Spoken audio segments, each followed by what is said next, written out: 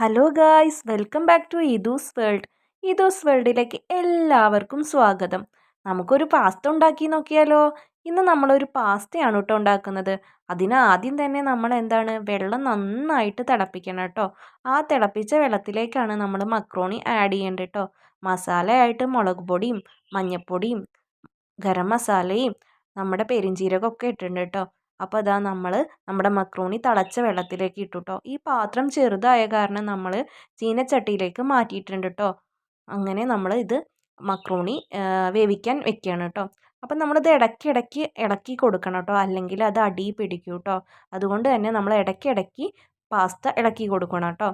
അപ്പോൾ ഇത് വെന്ത് കഴിഞ്ഞ് കഴിഞ്ഞാൽ നമുക്കിതൊരു പാത്രത്തിലേക്ക് വാർക്കാൻ വെക്കാം കേട്ടോ.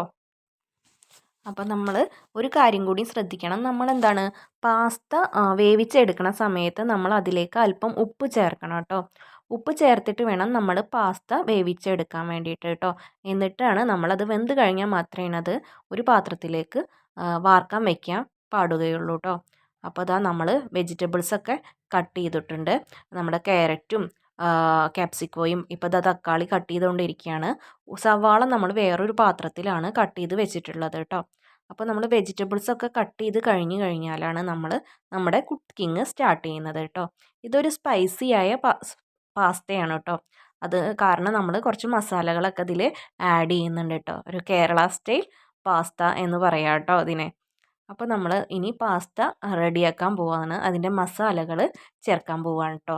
ഇഞ്ചിയും വെളുത്തുള്ളിയൊക്കെ റെഡി ആയിട്ടുണ്ട് കേട്ടോ. അപ്പോൾ നമ്മളിതാ നമ്മുടെ വെജിറ്റബിൾസ് ഒക്കെ കട്ട് ചെയ്ത് വെച്ചിട്ടുണ്ട് കേട്ടോ. ഇനി നമുക്ക് നമ്മുടെ പാസ്ത റെഡിയാക്കാൻ പോവാം. നമുക്ക് ആദ്യം തന്നെ ഒരു ചീനച്ചട്ടി അടുപ്പത്ത് വയ്ക്കാം. നന്നായിട്ട് ചൂടായതിന് ശേഷം നമുക്ക് എണ്ണ സ്പ്രെഡ് ചെയ്ത് കൊടുക്കാം കേട്ടോ. വെളിച്ചെണ്ണയാണ് ഇവിടെ യൂസ് ചെയ്തിട്ടുള്ളത്. നമുക്ക് ഓരോരുത്തരുടെ ഇഷ്ടത്തിനനുസരിച്ച് നമുക്ക് ഫ്ലേവർ മാറ്റാം കേട്ടോ. അപ്പോൾ വെളിച്ചെണ്ണ നന്നായിട്ട് ചൂടായാൽ നമുക്കതിലേക്ക് വെളുത്തുള്ളി ഇടാം കേട്ടോ. വെളുത്തുള്ളി ഇട്ടിട്ട് ഒന്നും ഇങ്ങോട്ട് വഴണ്ട് വരുന്ന വരെ നമ്മളൊന്ന് ഇളക്കണം കേട്ടോ.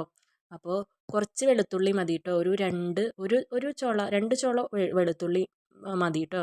നമ്മുടെ ഫ്ലേവറിനനുസരിച്ച് നമുക്ക് വെളുത്തുള്ളി ഇതാക്കാം. വെളുത്തുള്ളി നമ്മളൊന്ന് ജസ്റ്റ് ഒന്ന് ഇതായി കഴിഞ്ഞാൽ നമുക്കതിലേക്ക് ഇഞ്ചി ആഡ് ചെയ്യാം. ഇഞ്ചി വെളുത്തുള്ളി ഒന്ന് ഇളക്കി ഒന്നും ഇങ്ങോട്ട് വഴണ്ട് വന്നു കഴിഞ്ഞാൽ മാത്രമേ നമുക്ക് സവാള ചേർക്കാൻ പറ്റുള്ളൂ കേട്ടോ. അപ്പോൾ ഇത് നമ്മളത് വാർത്ത് വെച്ച വെള്ളമാണ് കേട്ടോ. അപ്പോൾ നമ്മൾ സവാള ആഡ് ചെയ്യാൻ പോവുകയാണ്. സവാള ഒന്ന് വഴണ്ടി വന്നിട്ടാണ് കേട്ടോ നമുക്ക് ബാക്കിയുള്ള വെജിറ്റബിൾസ് ആഡ് ചെയ്യേണ്ടത്. ജസ്റ്റ് ഒന്ന് കളർ മാറണം അത്രയും നമ്മളൊന്ന് ഇളക്കിയാൽ മതി കേട്ടോ. സവാള വഴണ്ടി വന്നിട്ടുണ്ട്. സവാള നമ്മൾ നന്നായിട്ടൊന്ന് ഇളക്കി വഴണ്ടി വന്നു കഴിഞ്ഞതിന് ശേഷം നമുക്ക് ക്യാരറ്റ് ചേർക്കാം കേട്ടോ. ക്യാരറ്റ് ചേർത്തിട്ട് ക്യാരറ്റും തക്കാളിയും ക്യാപ്സിക്കോയും ഒക്കെ നമുക്ക് ഒരുമിച്ച് ചേർത്ത് വഴറ്റിയെടുക്കാം കേട്ടോ. ഇത് നന്നായിട്ട് വഴറ്റിയെടുക്കണം കേട്ടോ. അത് ഓരോരുത്തരുടെ ഫ്ലേവറാണ് കേട്ടോ. ചിലവർക്ക് വെജിറ്റബിൾസ് ഇങ്ങനെ കടിക്കാൻ കിട്ടുന്നത് ഇഷ്ടമായിരിക്കും കേട്ടോ. ഇവിടെ നന്നായിട്ട് വഴണ്ട് കഴിക്കുന്നതാണ് കേട്ടോ ഞങ്ങൾക്ക് ഇഷ്ടം. അത് കാരണം ഞങ്ങൾ വെജിറ്റബിൾസ് നന്നായിട്ട് വഴണ്ട് വേവിച്ചെടുക്കും കേട്ടോ. അപ്പോൾ നന്നായിട്ട് ഇളക്കി നമ്മൾ വെജിറ്റബിൾസ് വേവിച്ചെടുക്കേണ്ട. അപ്പോഴേക്കും ഇതുമോള് കുക്ക് ചെയ്യാൻ വന്നിട്ടുണ്ട്. ഈ വെജിറ്റബിൾസ് നന്നായിട്ട് വഴണ്ടി വന്നു കഴിഞ്ഞാൽ നമുക്ക് മസാലകളൊക്കെ ചേർക്കാം കേട്ടോ. മുളക് പൊടിയും ഗരം മസാലയും മഞ്ഞൾപ്പൊടിയും അതുപോലെ തന്നെ പെരുംജീരകമൊക്കെ നമുക്ക് ആഡ് ചെയ്യാം കേട്ടോ.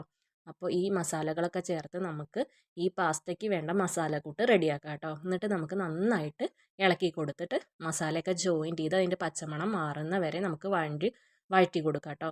ഈ മസാല നല്ല ടേസ്റ്റ് ഉണ്ടായിരുന്നു കേട്ടോ കഴിക്കാൻ. ഞങ്ങൾ വെറുതെ ജസ്റ്റ് ഒന്ന് ടേസ്റ്റ് ചെയ്ത സമയത്ത് ഇതിങ്ങനെ കഴിക്കാൻ നല്ല ടേസ്റ്റ് ഉണ്ടായിരുന്നു. അപ്പോൾ ഇതിങ്ങനെ വഴണ്ടി വന്നതിന് ശേഷമാണ് നമ്മൾ ടൊമാറ്റോ സോസ് ഒഴിക്കുക കേട്ടോ. ടൊമാറ്റോ സോസ് നമ്മുടെ ഫ്ലേവറിനനുസരിച്ചിട്ട് നമുക്ക് യൂസ് ചെയ്യാം കേട്ടോ. ചിലവർക്ക് കുറച്ചും കൂടി സ്വീറ്റി ആയിരിക്കുന്നത് ഇഷ്ടമാണെങ്കിൽ നമുക്ക് കുറച്ചും കൂടി അധികം ടൊമാറ്റോ സോസ് ആഡ് ചെയ്യാം കേട്ടോ. എന്നിട്ട് നമ്മൾ കുറച്ച് വെള്ളം ചേർത്ത് അതൊരു ചെറിയൊരു ഗ്രേവി രീതിയിൽ നമ്മൾ അതിൻ്റെ ഗ്രേവി ആക്കണം കേട്ടോ.